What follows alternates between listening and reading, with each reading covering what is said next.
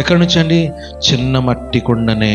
ఆ చిన్న మట్టి కుండలనే ఐశ్వర్యము, దాంట్లోనే మహాధనముగా మరి సమకూర్చున్నాడు మనకున్నది అని.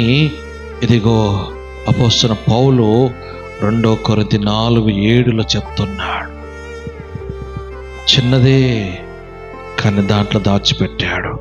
దేవుని బిడ్డలమైన మన జీవితాలలో మనం కలిగి ఉన్న మన శరీర బలహీనతను బట్టి మట్టి పాత్రలను వంటిమి, కానీ దేవుడు తన మహిమ అనే ధనాన్ని మనలో ఉంచాడు.